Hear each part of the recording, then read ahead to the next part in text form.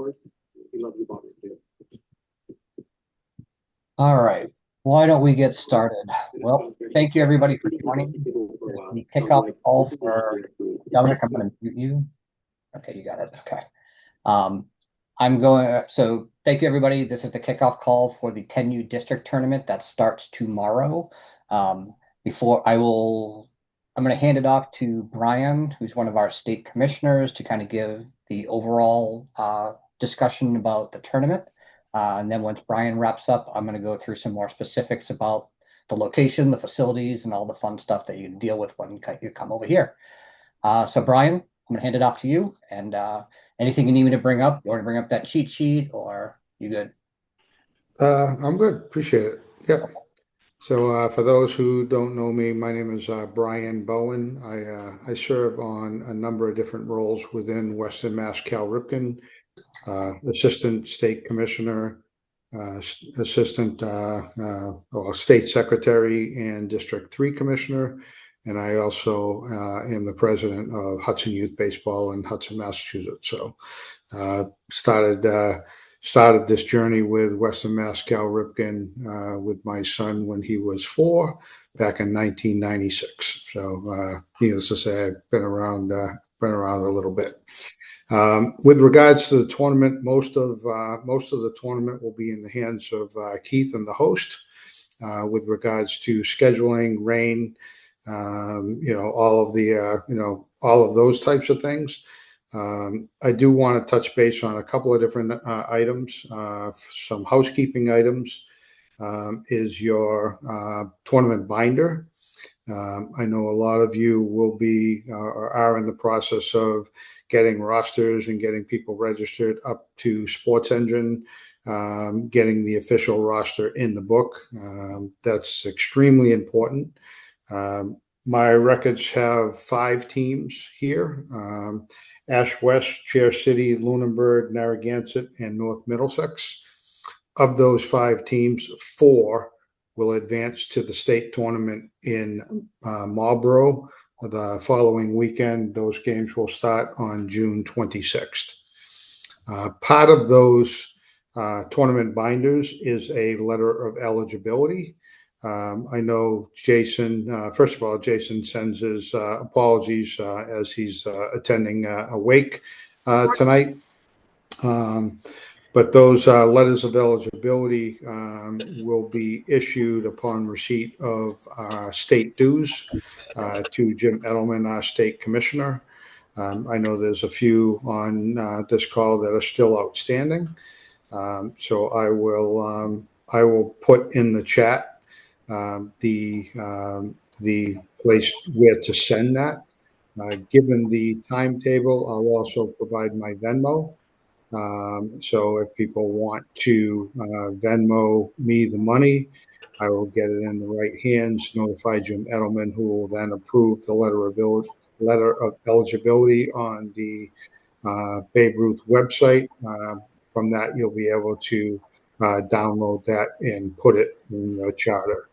The letter of eligibility can be found on the Babe Ruth charter page under documents. So as soon as it gets approved by Jim Edelman, State Commissioner, then it will be available to download. A couple of different things I wanted to point out. Babe Ruth does not have a playing requirement, so there's no requirement for your players to play, although history dictates that you'll have to, listen to your parents if Johnny or Jimmy doesn't get a chance to play in the tournament. So, in Hudson, we have 3 defensive outs and an at-bat rule. That's a local rule in Hudson. So all of our all-star teams are required to play a minimum amount.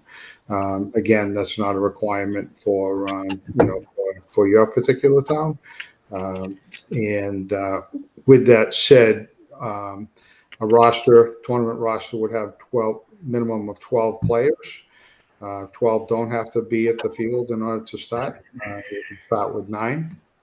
but they do have to be on the lineup card that is presented at the beginning of the game.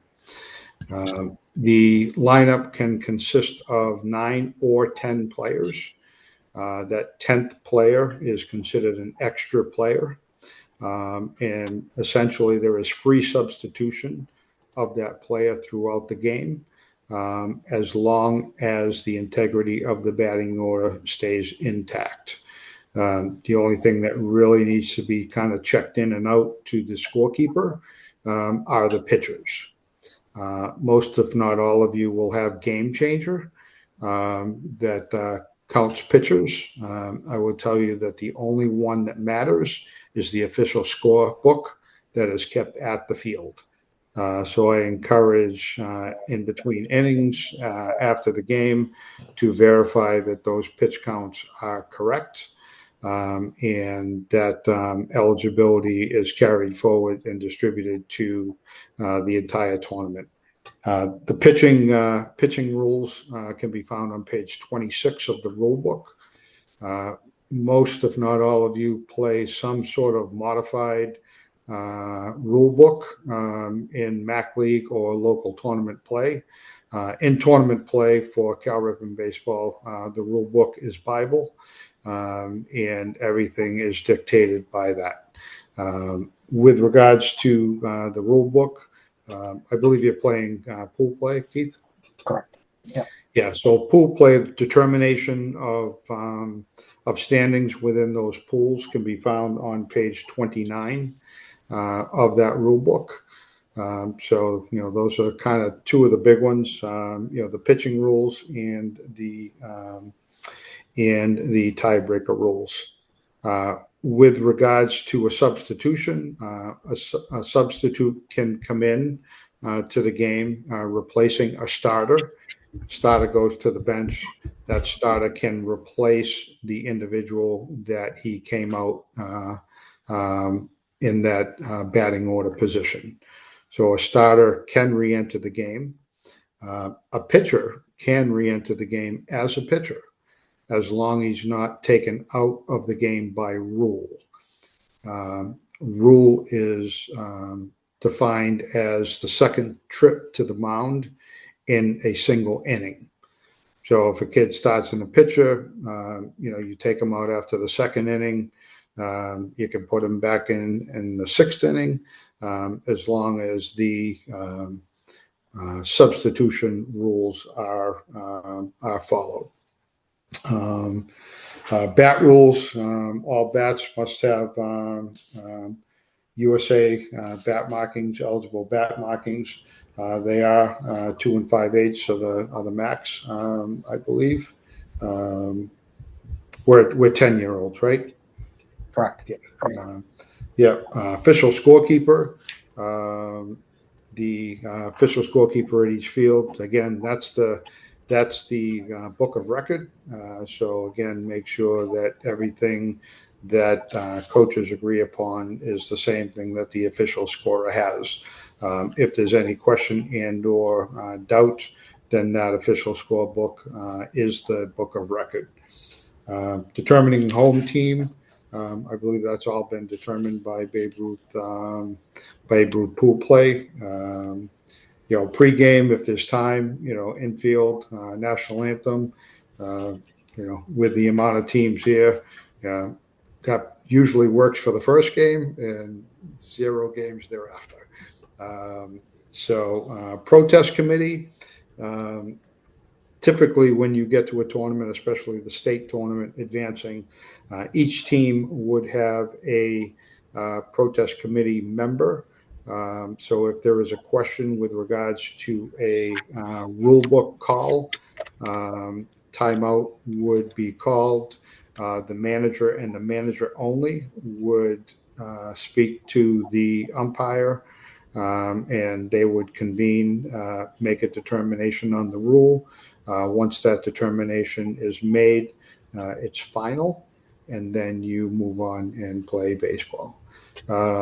Just to reiterate, managers are responsible for their coaches. They are responsible for their players, and they are also responsible for their parents. We try to obviously run at every league, try to run a good, fair, and pleasant tournament for all. It is kid baseball, so everybody on this call is competitive, including myself. But it's extremely important to conduct yourself in a professional manner. Again, reiterating that the manager and the manager only should talk to the umpire in chief. If there is a question with regards to a call, not a rule, then go to that umpire, who then will go to the umpire that made the call. They'll convene, make a determination again, and that determination will be final. They're umpires, they're human, they do make mistakes, and obviously they're trying to do the best they can. With regards to, I think we talked about contact rule. There is no contact. There's no slide rule in Babe Ruth baseball, so no player is required to slide. At 10-year-old level, although we all don't recommend it, if a player does slide in head first, there is no rule against that in Babe Ruth baseball. But there is a slide or avoid. So if in the umpire's judgment, and again, the umpire's judgment, somebody comes in hard with intent to injure, then the rule book clearly states that player will be out and thrown out of the game. So again, a lot of these things are umpire discretions. So I know we have a veteran crew that'll be umpiring these games, and hopefully the weather looks pretty good. So we'll have some great baseball. Again, 4 of the 5 will advance. So let's have some fun, gentlemen, and that's it for me, Keith. Awesome, thank you, Brian. Does anybody have any quick questions for Brian before I switch to the more specifics about the tournament? Just one question, if that's okay. The binder requirement, is that implying for progression to state, or do we have to present the binder at districts as well? Binder should be presented at districts, even if it's not complete. Obviously the timeline and the stress to put that together. The roster is the most important. In order for anybody to appear on the roster, coaches will have needed to take their coach certification and their background and safe check. They can't be added to the roster without it. And then the same thing with the players. The players would need to be registered within Sports Engine in order to be added to the roster. Consent to treat, equally important. God forbid somebody gets hurt and a parent's not available. That consent to treat allows the host or whomever to get medical attention for that child. Looking at this list, everybody has their charter in place. They may not have their letter of eligibility, but again, I will put that in the chat to where to send that and or the Venmo. Everybody should have received an email, but if you haven't received an email, you can reach out to me directly. The state dues are $12 per chartered team, and that chartered team would be T-ball through 12U Cal Ripken. So yes, to answer, that was a long answer to your question. Tournament binders should be there. If you have to, update them along the way, that's fine. Typically within my district, what I do is I'll make notes, and that way, if there's anything missing, team photo with names. Everybody should have what is required in the tournament binder. I'll also put my email address and my cell phone number in the chat.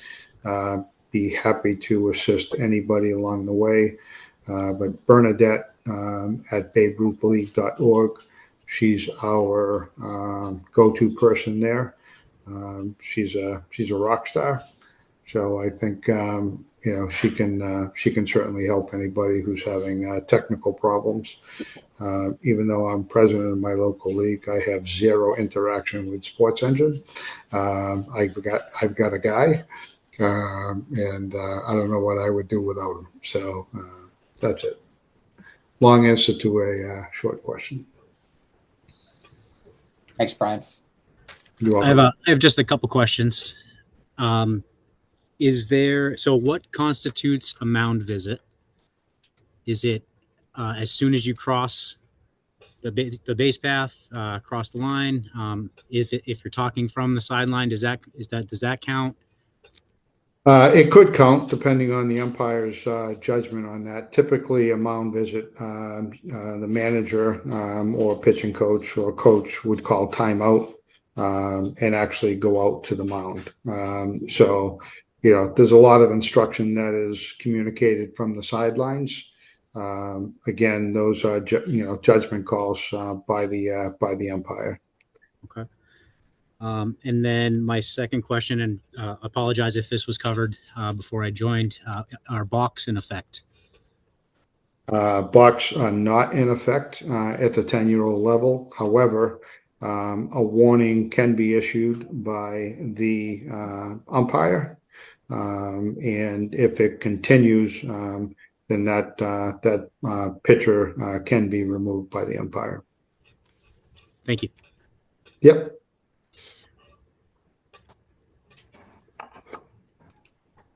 All right. So we're gonna move on to a little bit more about the district tournament in and of itself. So I posted the link in. Everybody should have gotten this link. This is basically a ton of information that I've dumped on this page about the tournament, how it's going to run, how we're going to do a lot of things. So I'm going to go through some of this. Some things that I want to highlight. The first thing I want to highlight is the conduct warning. There's going to be no tolerance for bad behavior from coaches or from parents. Keep your parents in check.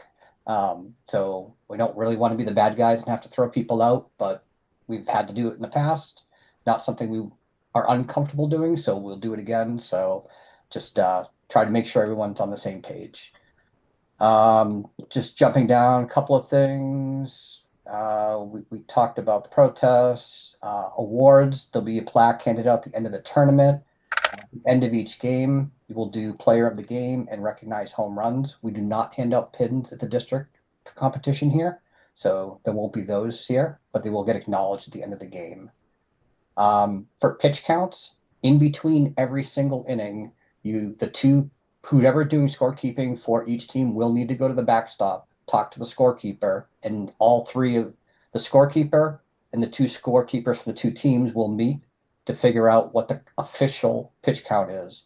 Sometimes we will adjust it from the official based on what the two coaches say. Usually we'll go majority rules. But if there is too much of a conflict, the official scorekeeper's pitch count will take effect. So keep this in mind, is just because you have Game Changer and it says this number, that not necessarily the official one. So just keep that in mind as you're dealing with your pitch counts. Brian alluded to this, but I want to make sure the notice about bats before the game starts, have all of your players line up their bats along the fence. The umpire will walk through, make sure every bat says USA Baseball on it. Last year we had multiple kids bring USSA bats, so we're gonna knock that one off right at the beginning of the tournament, and every bat is going to be lined up along the fence before the start, and the umpire will make sure we're good to go. Weather. So this is an important one. So we have a short time frame for this tournament, and we have a very high tolerance for rain here. So we play in the rain. So it doesn't matter what's going on. We unless it's a monsoon, there's heavy lightning, we're going to get the games in.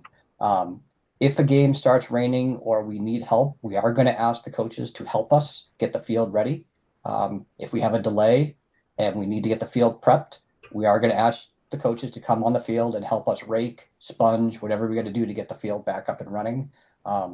Please don't just stand there on the sidelines watching us as we do all the work.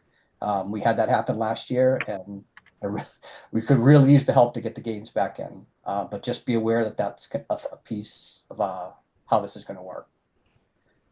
No smoking, no vaping. If we see it, we're going to kick them out. We're not even warning people. If we see vape clouds in the stands, they're gone. So make sure you let your parents know. This next thing is extremely important. We know people are traveling here, and it takes a while to get here. Let your parents know there are no dogs allowed at our fields. If a dog shows up to the field, the game is going to get put on hold until the dog is removed.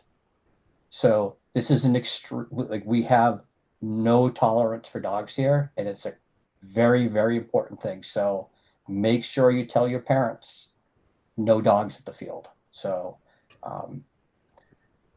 I included the cheat sheet that Jason sent out. If you don't have it in your email, you can click it here and it will come up. This is the full cheat sheet. The only thing I want to note on here that didn't get mentioned is jewelry. So remember, jewelry is prohibited. That means no necklaces. So make sure your players don't come out sporting, 5 gold chains and thinking that they're going to play with them. Make sure they're off. If they're not, they need to be taped. They remain invisible. That's part of the Babe Ruth rules. All right, let's see, coaches meeting, some information on the field. So we have 2 fields here. We have one in Spalding, we have one at Craven. Craven is our primary field where most of our experience is going to be. I'll say that. Spalding is our auxiliary field that's going to be there to get games in. Spalding, it's a dirt field. It has a portable mound. It's not the best of scenarios, but it is a field that we will be using quite a bit. Just keep that in mind as we use that field. It's not, it's not ideal, but it is one of our fields. Now, Craven, on the other hand, this is our premier field. It's only a couple of minutes away from Spalding. Spalding has 5 fields. So if you need any practices, you want to come early with your team, feel free to go to Spalding and use any of the fields for practices.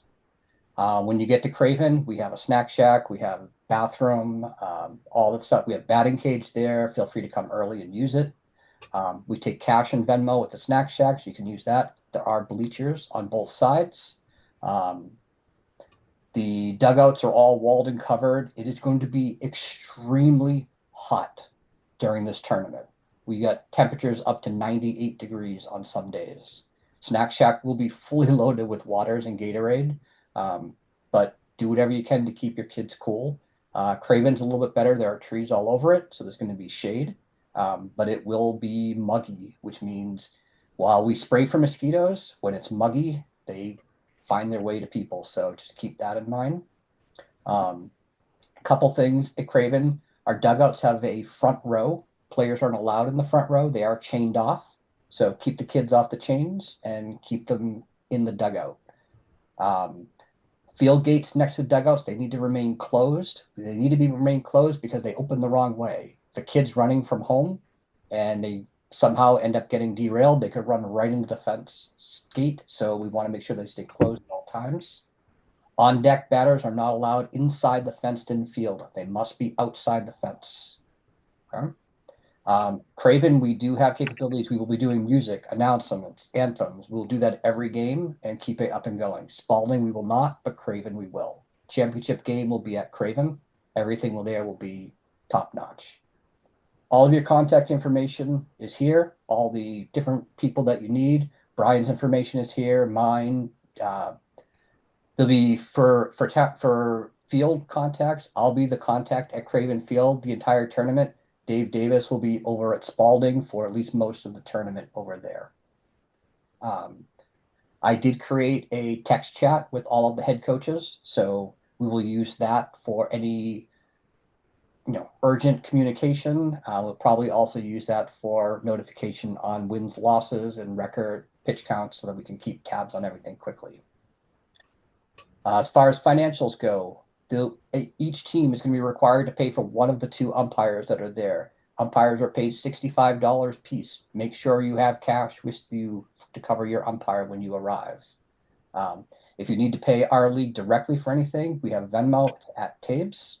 And here's Jim Edelman's PayPal if you need to reach out to him, but Brian's also mentioning how you can do that through him directly as well. Event schedule. So effectively 5:30 home field, on-field warm-ups. Visiting team has the batting cage. 5:40 visiting team on-field warm-ups. Home team gets the batting cage. 5:50 your plate meeting with the umpires. 5:55 we do the player announcements and national anthems. We will get the player announcements and national anthems in every game at Craven. They won't be done at Spalding. Okay. Post game, the end of every game, teams should be shaking hand. They then line up along the foul lines. Each coach is going to select their player of the game and provide it to at Craven, the announcer, and they will announce it to everybody to acknowledge the player. Anybody that hit a home run, they'll also get acknowledgement at that time. And then after the championship game, we will do a medal handout to the players and they will be announced. Full schedule is here. This is assuming we don't have any issues where we need to cancel or push anything. There are some double headers in here, so keep that in mind. We tried to balance it as best we could, but it's with the Fitchburg dropping that really kind of screwed our setup. So we had to kind of last minute put everything back together. So we used an old schedule and did our best to make that accommodate. As you come in here, you're going to see 3 links, one for schedule, scores, and standings. So if you click any one of these, you'll be able to get the full schedule. It'll track scores where everybody's at. If you come into the standings, you will see the standings and keep track of where everybody's there as well. Pitch counts. While this is also in the official rulebook, here are the pitch counts that we are using. 2 things to note. If you are daily max is 75 pitches for this age, you may finish a batter if you hit the daily max. You may not finish a batter without going into the next rest window if you want to hold them to that rest. So a good example is if that player is at 40 pitches and they're in the middle of an at bat, if that pitcher is pulled out right there at 40, they don't have a rest. If they finish the batter and go to 41 pitches, they now have a day's rest. So just keep that in mind as you figure out your pitch counts. Also note on pitch counts are not per game, they're per day. So a lot of you who played in like MAC League and other leagues, they were per game. So if you have a doubleheader, the pitch counts are per game. You could do 20 pitches in the first game, 20 pitches in the second game, and not have any rest and play them on Sunday. So just keep track of how you do your pitches. This page here will be updated every day after the games with the game, who played. I will have the number of the pitcher, how many pitches they did. This will just be a running total as we go through the tournament, so you can always see which pitchers are eligible. Last thing I want to note, catcher's box. We see this every year. So if you don't understand what the catcher's box is, so this is behind home plate. And why is this important? Because this is how you kill a play. We see this every year where kids come running down third and the catcher starts chasing them. Still a live ball. If the catcher just stands in the catcher's box until that runner stops moving, play is dead. That's how you stop that play. Just have the catcher stand in the catcher's box. The moment the runner stops, the play is over. So it's just a tip I try to remind everybody every year, because the amount of catchers that we see running up, chasing kids down with the ball is crazy. And it ends up costing teams runs over and over and over again. So make sure you teach your catchers that role. That is the extent of what I wanted to go over. So what questions could I help answer now?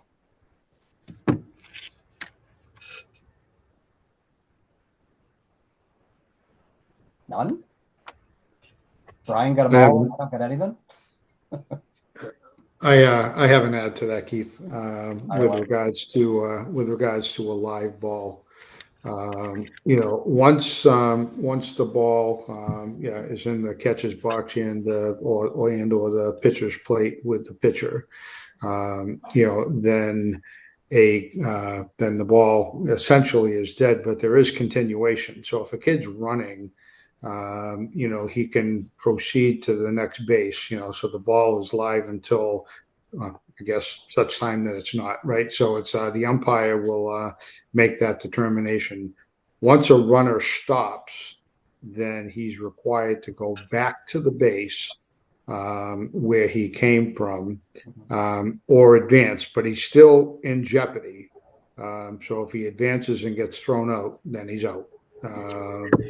And there's no taunting, where a kid, kind of takes off after the ball crosses the plate and, kind of goes, 4 feet and kind of does one of these, once he stops, he's got to go back.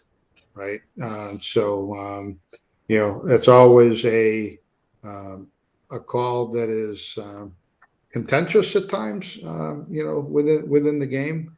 But the umpires, will be very aware of that, and then they'll, hopefully make the right call 9 out of 10 times. Yeah, that's why we tell everybody, just have your catcher just stand there in the catcher's box. There's no games. No one's going to be. He can't dance around, because the moment he stops, he's done. Even if he walks all the way to home plate, you just tag him. So he's not. Eventually, he has to stop moving. So just stand there, wait, and it will kill the play. So. And can that runner advance when the catcher throws the ball back to the pitcher while the ball's in the air? If they haven't stopped moving, yes. Gotcha. Okay. If the moment they stop, they're dead. Okay, thank you. If they keep moving and the catcher throws it, they can still move.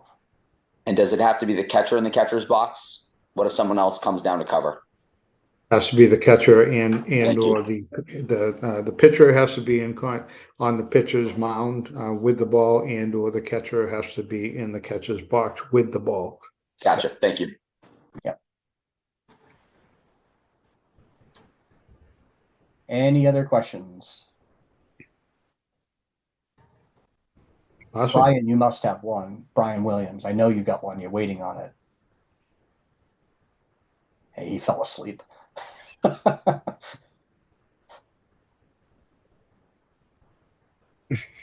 All right. If there are no more questions, then I guess we will call it a night, and we will see people at the field tomorrow. So in the chat, Keith, is my contact information, my email address, my cell phone number, and various mechanisms to pay the state dues.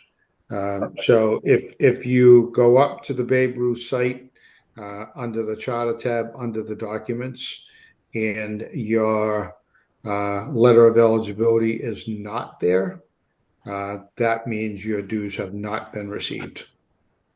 So I would have your president or somebody responsible for that do that when we get off this call. And again, just contact me, and I can tell you the amount and where to send it. Yep. Awesome. Great. Thank you, everybody. I will save this recording, and I will post the recording on the same page. At the very bottom, there'll be this recording, so that if you need to come back to it and refer to it, it'll be there. Everybody, good luck at the tournament, and I'll okay. Best of luck to all teams. Take care, everyone. Thank you. Thank you guys. Appreciate it. Thanks, Brian. Thanks, Keith. Thank you.